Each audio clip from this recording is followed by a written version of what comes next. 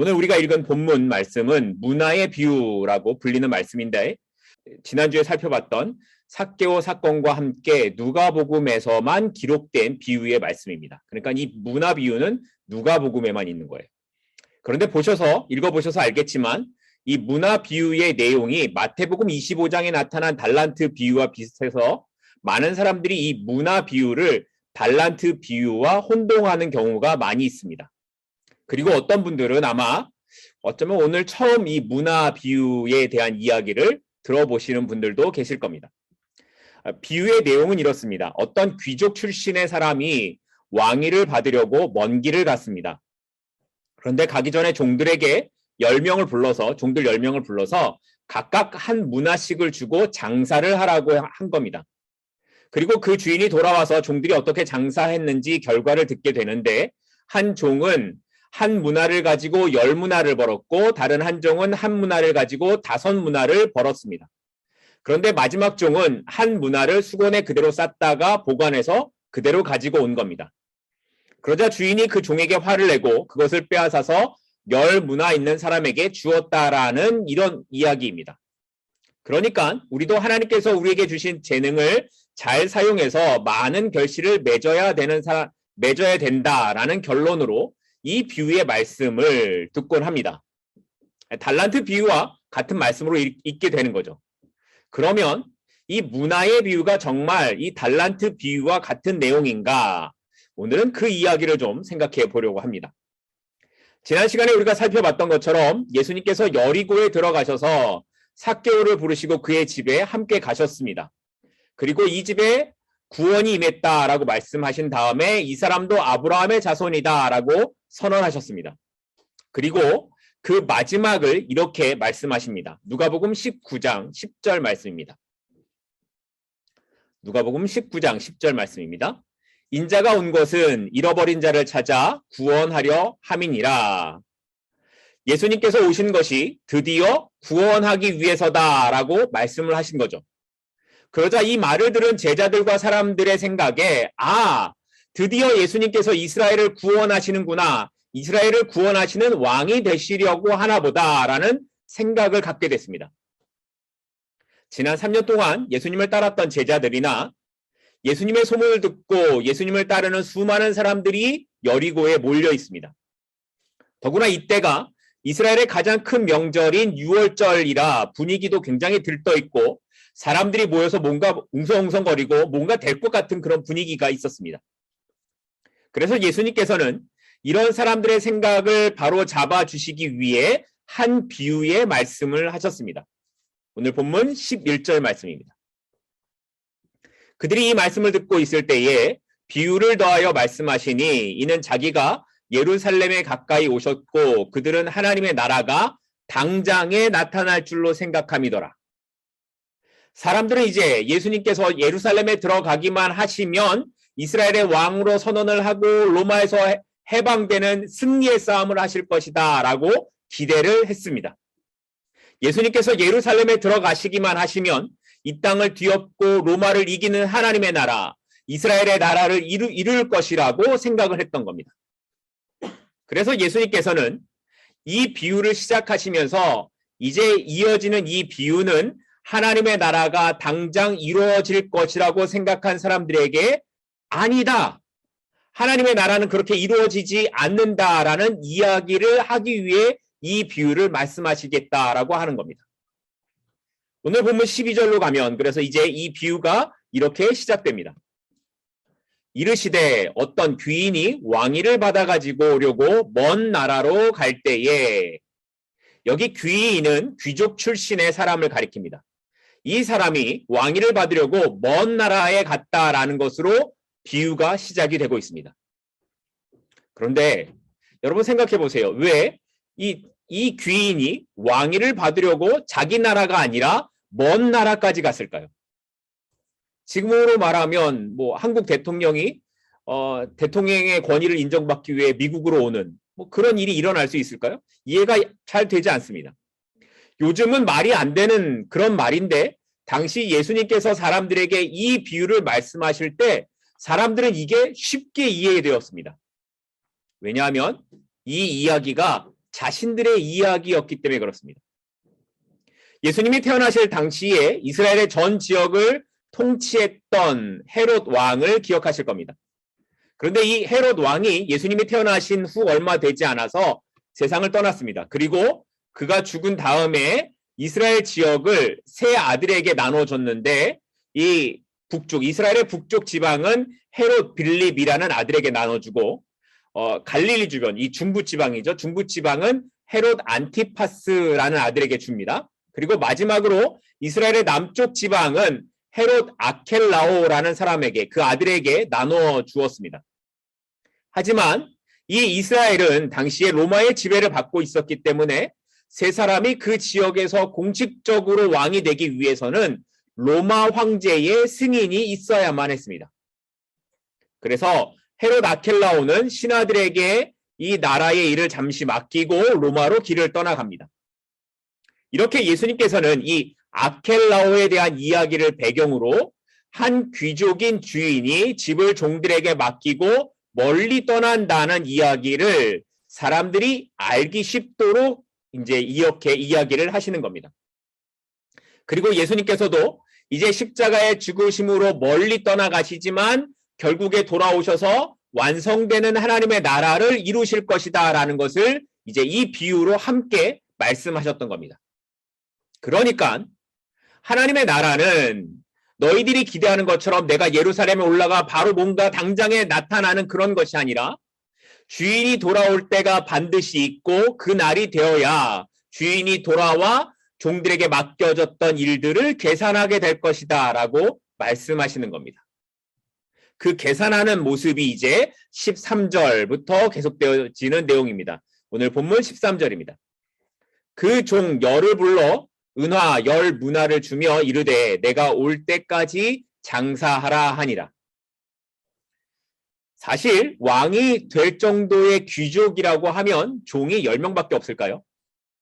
10명보다 훨씬 많겠죠. 아마 몇백 명 혹은 그 이상일 겁니다. 그런데 오늘 본문에서 주인은 그 종들 중에 10명만 뽑습니다. 그리고 그들에게 한 문화씩 나눠주고 자신이 돌아올 때까지 장사를 하라고 합니다.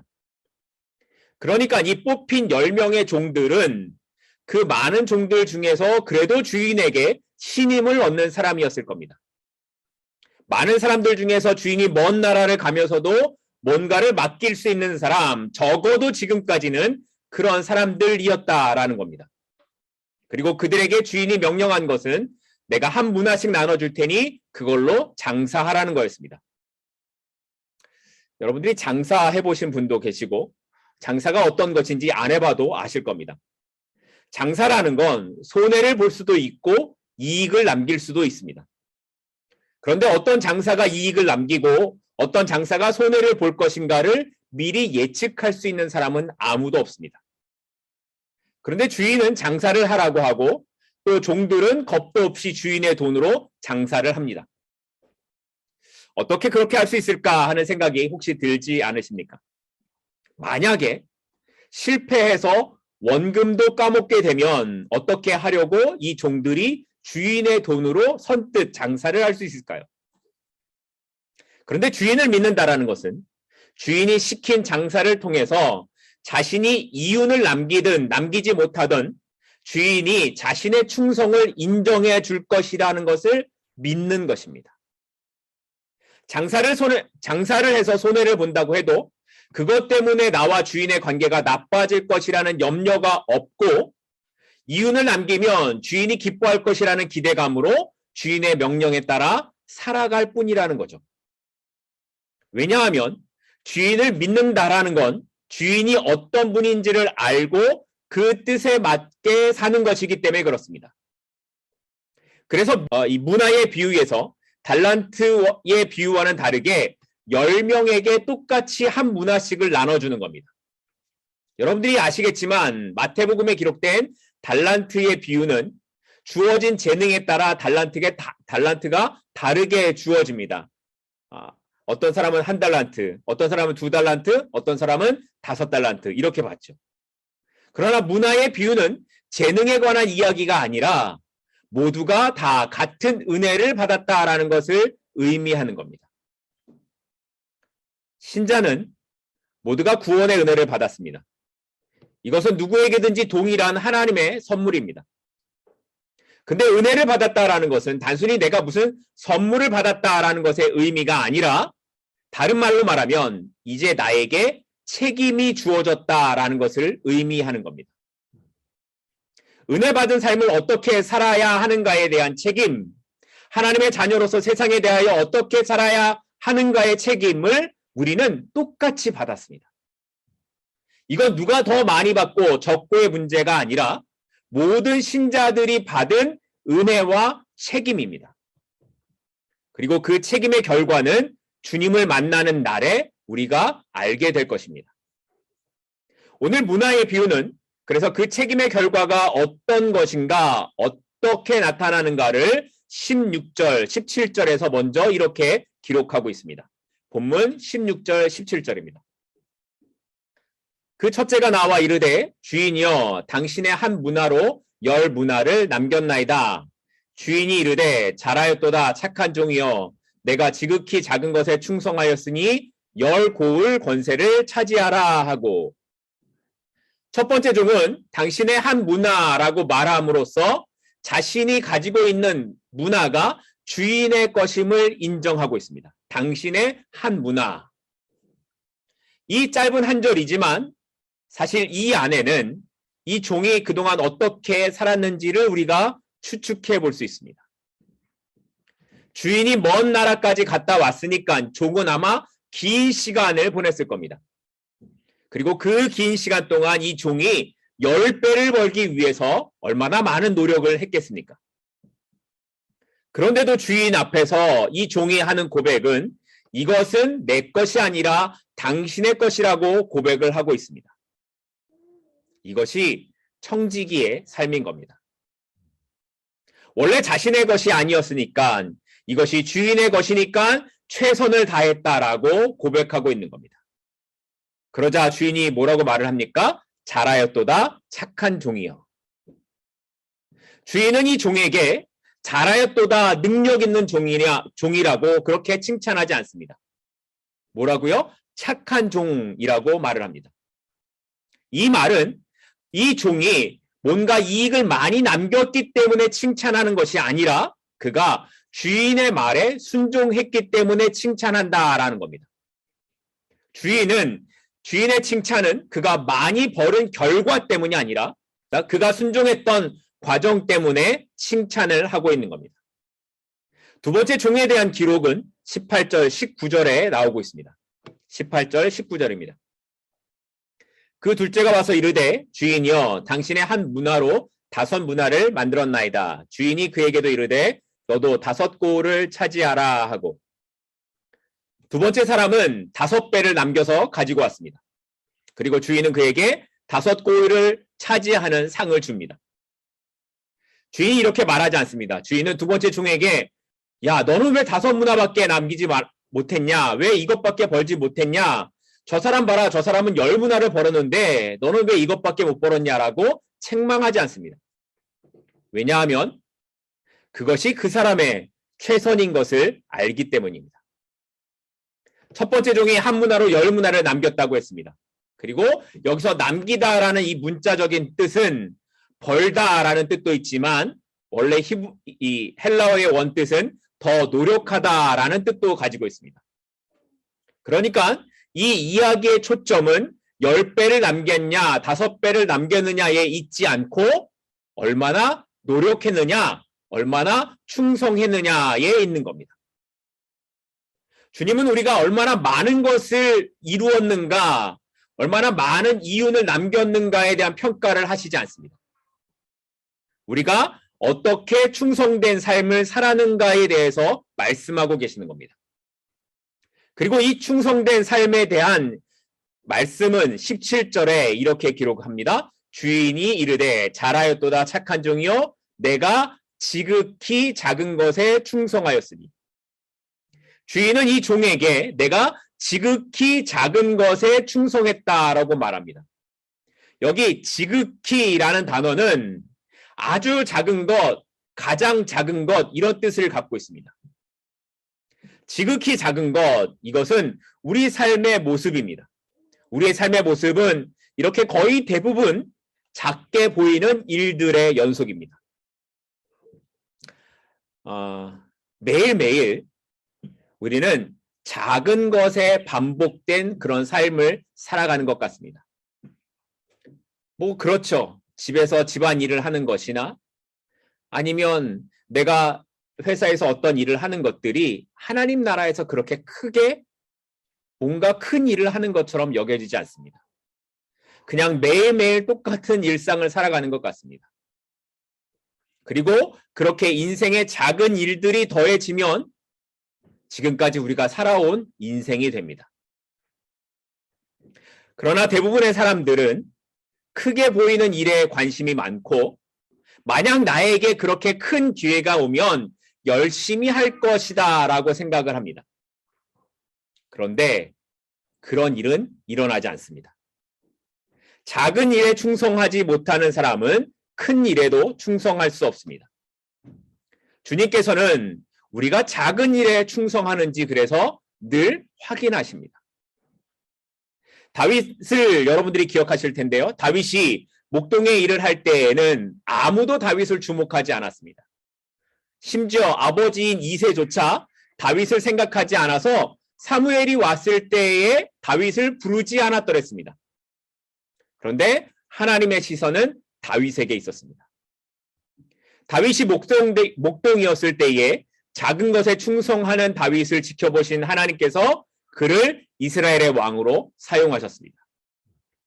그리고 그 하나님이 오늘 우리가 작은 일에 어떠한 모습으로 살아가는지를 지켜보고 계시는 것입니다.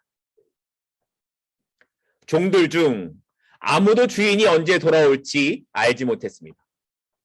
그런데 어떤 종들은 자신이 할 수 있는 일에 최선을 다합니다. 언제일지 모르지만 그 시간이 생각보다 오래 걸리지만 첫 번째 종과 두 번째 종은 매일의 작은 일에 최선을 다하고 충성을 다했습니다. 이들이 얼마나 많이 벌었는가가 칭찬을 받을 만한 것이 아니라 이들이 주인을 향한 믿음과 삶의 열심이 칭찬을 받을 만한 모습인 겁니다.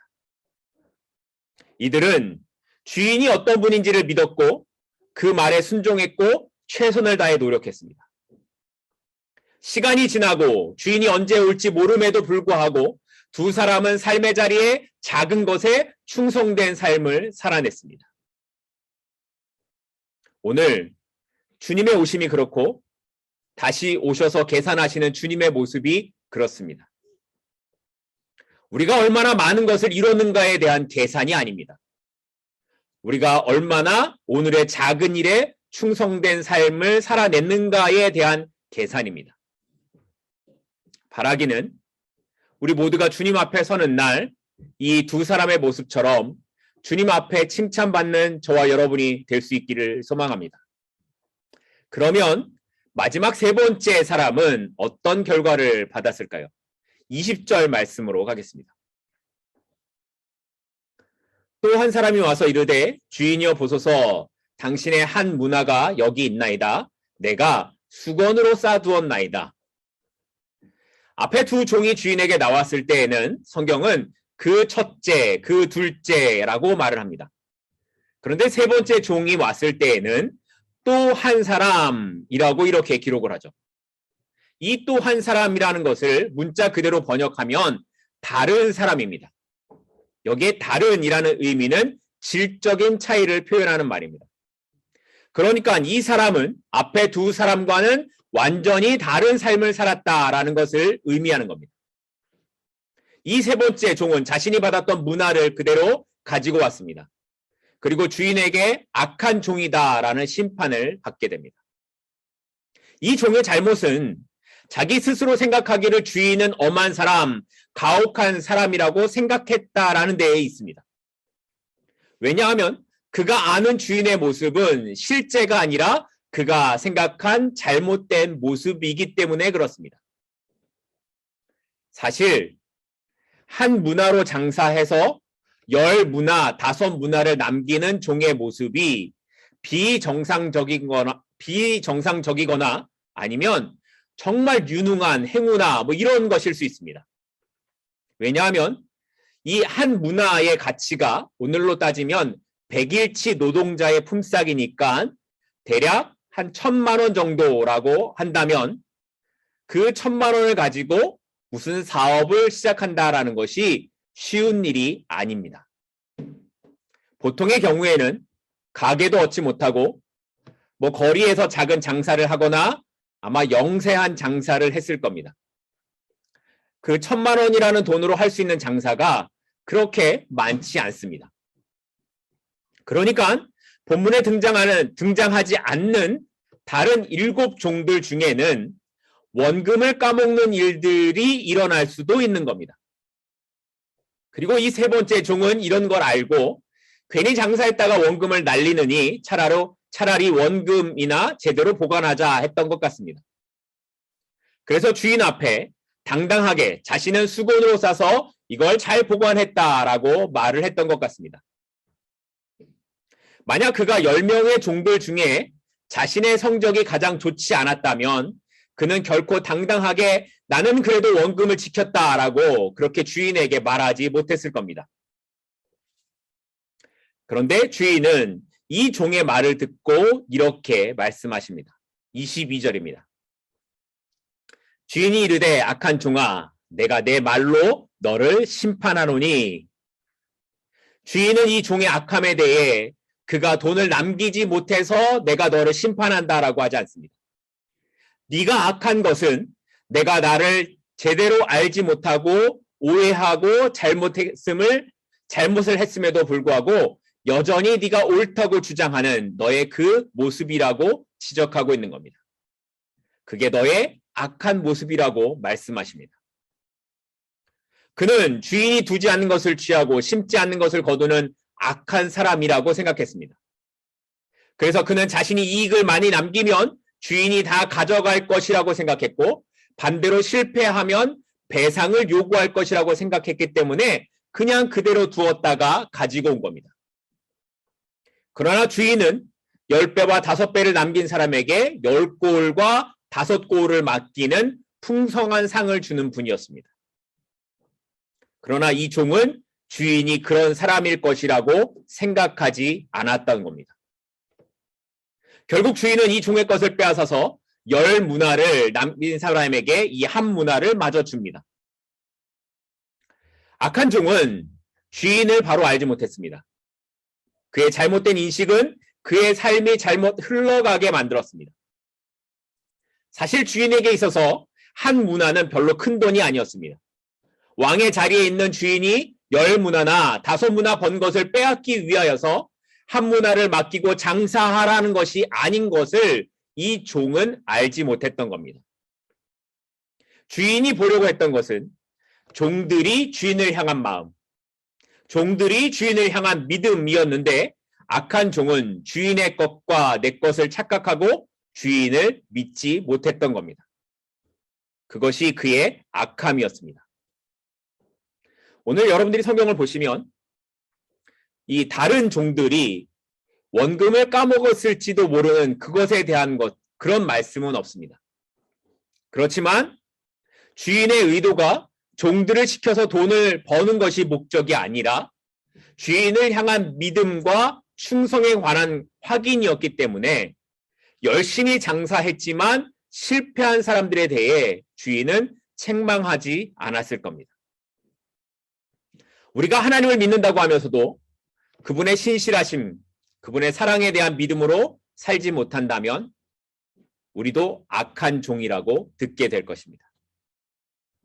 내 손에 쥐고서 이것은 내 것인데 라는 생각으로 살아간다면 결국 주님 앞에 서는 날 우리는 악한 종의 모습과 다르지 않는 자리에 있게 될 것입니다. 우리 주님은 우리를 위해 모든 것, 생명도 아끼지 않으신 주인이십니다. 그 주님께서 우리에게 원하시는 건 우리가 수고한 10문화, 5문화가 아니라 주님을 향한 믿음의 마음입니다. 그렇다면 오늘 우리는 어떤 믿음으로 하루를 살아가고 계십니까? 정말 우리는 주님의 신실하심을 믿고 살아가고 계십니까? 그런데 이렇게 오늘 비유를 읽다 보면 오늘 본문에서 좀 한 가지 이상한 것을 여러분이 발견하실 수 있습니다. 13절 말씀을 보면 주인은 종들에게 문화를 나눠주고 장사하라고 한 후에 떠나갑니다. 자, 장사해라 이렇게 말을 하고 가죠. 그러면 그 다음에 이어지는 내용이 자연스럽게 나올 내용은 주인이 돌아와서 어떻게 장사했는지를 결산하는 15절의 말씀이어야 합니다. 그런데 13절과 15절 그 사이 14절의 내용은 좀 이상하게 보여집니다. 14절 말씀인데요. 그런데 그 백성이 그를 미워하여 사자를 뒤로 보내어 이르되 우리는 이 사람이 우리의 왕됨을 원하지 아니하나이다 하였더라. 실제로 이 이야기는 앞에서 말씀드렸던 것처럼 이 아켈라오가 왕이 되는 것을 싫어했던 이 유대 지도자들이 그보다 먼저 사절단 50명을 로마로 보내 그가 왕이 되는 것을 막았던 것이 배경이 되는 내용입니다. 헤롯 아켈라오는 로마로부터 왕의 임명을 받으려고 했지만 유대인들은 그 아버지 헤롯이 이방 나라 사람 에돔이었고 그 어머니는 사마리아인이라는 것 때문에 아켈라오를 반기지 않습니다. 그래서 50명을 보내 이 사람을 우리의 왕으로 인정해 주지 말라고 로마에게 요청을 했던 겁니다. 결국 이 아켈라오는 로마로부터 왕으로 인정을 받지 못하고 그냥 남쪽 지방을 다스리는 권리만 받아서 돌아오게 됩니다. 그러니까 이 장면은 문화를 나눠주고 주인이 돌아와 결산을 하는 내용에 전혀 연결이 없는 부분입니다. 그런데 왜 예수님께서는 비유 중간에 이 이야기를 하셨을까요? 예수님께서는 사람들이 이 귀인이 왕이 되는 것을 싫어했듯이 주님을 싫어하고 배척하게 될 것을 이 말씀으로 보여주셨던 겁니다. 너희가 나를 왕이 되어야 된다라고 말하고 있지만 이제 얼마 후에 예루살렘에 가면 너희가 나를 싫어해서 십자가에 못 박아 죽게 할 것이다 라는 것을 말씀하고 계시는 것입니다. 사람들은 자신이 원하는 모습의 왕이 아닌 예수님을 받아들이지 않습니다. 그들은 그 왕이 아니면 자신들이 원하는 모습의 왕이 아니면 인정할 수 없다고 거부하는 겁니다.